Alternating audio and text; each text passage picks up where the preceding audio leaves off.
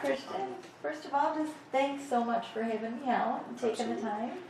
And I'm a big fan of your work, big fan of American Horror Story. And we're here today to talk about all the great effects that you guys do for American Horror Story. We want to talk about your prolific career that you've had. You recently hit a milestone birthday. And how does it feel to have achieved this much at this point in your life? You're an Oscar winner, you're an Emmy nominee. Yeah. Well, I mean, it feels fantastic. I mean, I always look back on, what I've been able to do and what I've been able to accomplish so far, and I feel very, very fortunate. I mean, I've had an extremely, I think, fortunate career. There's a lot of friends and colleagues I know who have worked very hard and who I see as being very, very talented people, and maybe they haven't achieved some of the accolades that I've received. Doesn't mean that their life is any less fulfilled, but just to be sort of picked from the masses when there's so much good talent out there and be one of the people that has garnered a certain amount of recognition in the industry is it's been really fantastic. I mean, it's sort of a dream come true if you think about it.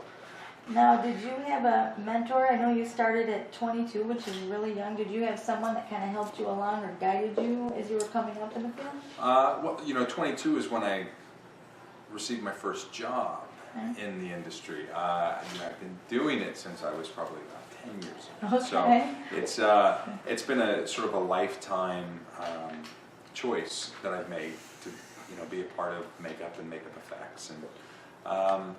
And when I was 22, when I received my first job, it was with a gentleman, Screaming Mad George, who was an effects artist and a bit of in his own right, a creative genius, really, amongst some of the giants of Steve Johnson and Rick Baker and Stan Winston and people. And he had worked with them as well. They were all colleagues and friends. And so I was blessed to have that as my first opportunity because he was very inviting and sort of showed me quite a bit just on the introduction into the business, really. And in that first job, I was able to go to a set, which doesn't happen very often, and so I sort of was able to really open my eyes to how things could potentially be. And then from there, I went on and worked like anybody else, sort of dug in the trenches, and I would say,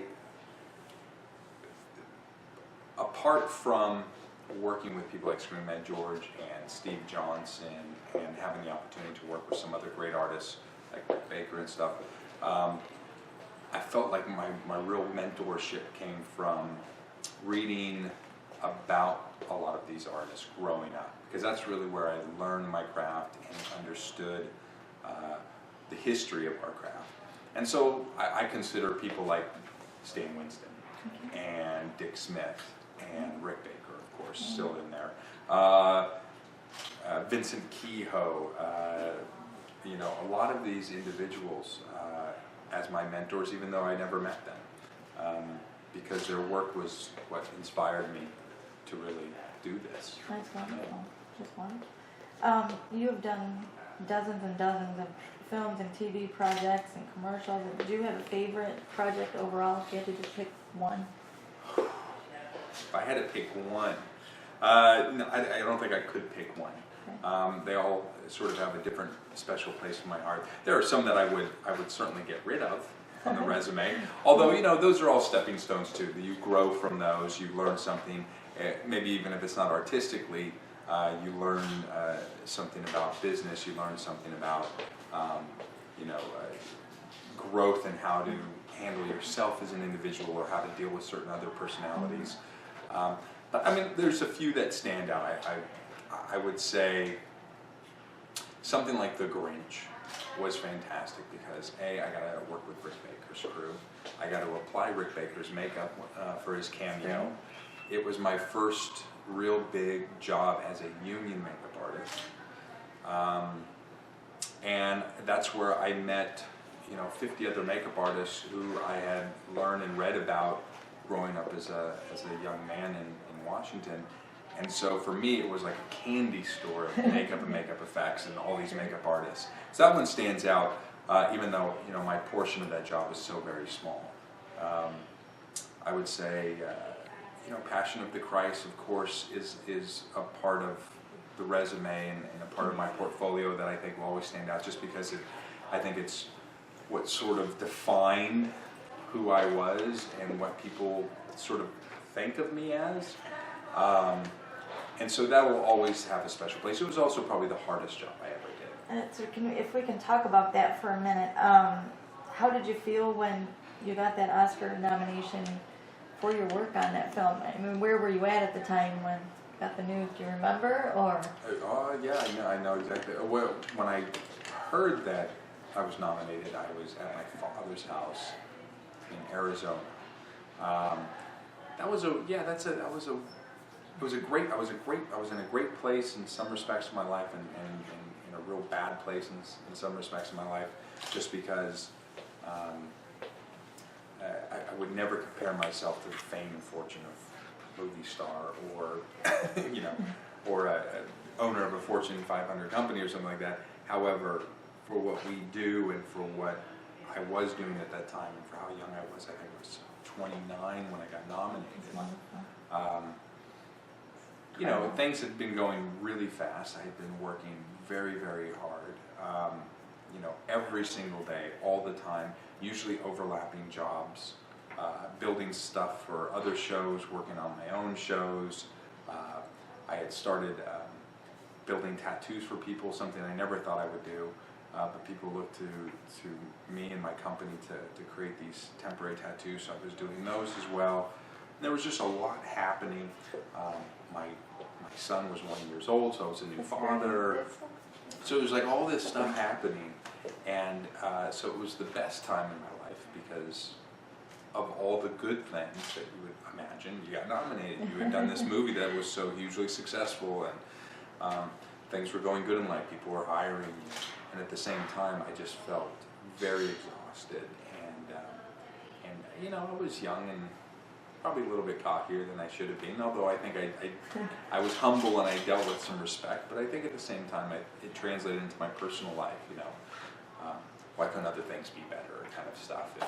If my work is going so well, and so it was a hard time, but it was also a great time. How did you go to a couple of years later, then you actually received an Oscar for the. That's right. We're not going to talk about the fact that I lost it. I know.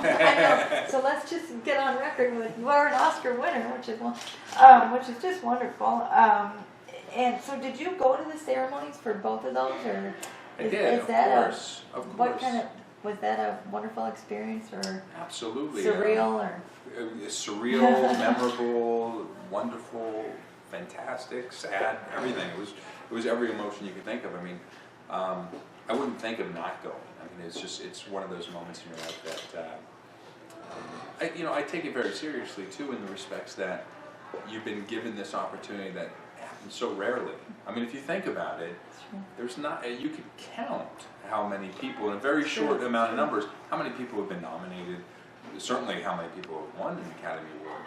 So to be a part of that group and to be considered, somebody who's been fortunate enough to have that opportunity, I take that very seriously. I mean, there is truth to the idea that being nominated is really what matters and what counts, because whether you win or lose, there's some truth to it, I should say, because of course we all like to win. Nobody wants to lose, but the truth to the fact that being nominated is great, because when you get nominated, you're being nominated by your peers, which means there's a branch in the Academy that is made up of makeup and hair stylists, and they decide on who gets nominated. And then it's the entire Academy branch that decides on who wins. You have to think, out of the 6,000 Academy members, there's only 100 of them that are actually makeup and hair people. The other 5,900 people have no idea either what we do in our craft. They should. They're an Academy member. They're a part of film. But that's not really what their focus is. And they're the ones voting on who wins. So you hope that they're educated. You hope that they're watching the movie. You hope that they're deciding from the heart of which one works. But the truth of it is the people who nominated you are the people who feel you are deserving of the award, and these are the people who know your craft the best. So I always kind of hold that to myself, going like, well, at least I got nominated by my. That's right. But yeah, Lemony Snicket won that year, in case you forgot, which I'm sure you might. No, Lemony Snicket won that year. A good friend of mine, Bill Corso, won it, and he's a fantastic artist. And then, yeah, a couple years later, for the technology that was developed, really for that film, I was given an Academy Award for that creation. They call it a Scientific Technical Achievement Award. Which is incredible. It's wonderful. I mean, it's because fantastic. Yeah. you're an innovator, Well, that's great. It's Now, as far as the makeup work on the Passion of Christ, I just wanted to ask while we were on the topic, did you find it daunting at all to try to recreate such a historic person like Christ? I mean, when Sure. you were tasked with that, and Yeah, I mean, the good thing is there was a great support group. I mean, there were a lot of relationships already involved in that project before I was asked to come on board. So, like Greg Hannum was obviously a part of this process because of his relationship with Mel Gibson. There were other great artists at my disposal.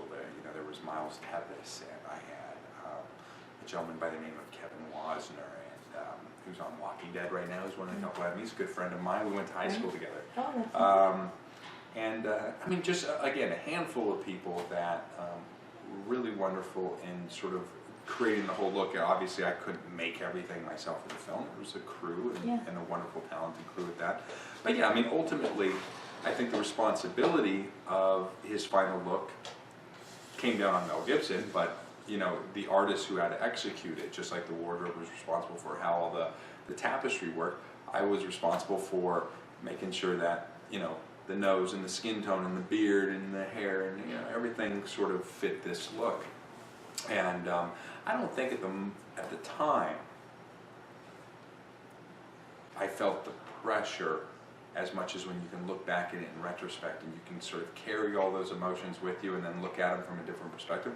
Because at the moment that you're in any project like that, especially that one because we had such a limited amount of time, you're rushing so quickly to get to that starting date and then moving so fast to get to the end of shooting. And things are happening and changing and moving and adjusting. And you really are not given the time that you need to do things the way you want to, so you're kind of moving on instinct a little bit, and you're sort of getting it done and then realizing like, does this look good? Great, let's just keep going. You're not overthinking it. And the point I'm getting at is you're exhausting yourself as you're going through this process, but there's sort of this liberation and this excitement happening at the same time. And it's not until you look at it afterwards and you go, wow, what we were creating was the most profound character in history, and we could have got that really wrong, and we could have made choices that were maybe fun for us but not fun for the world.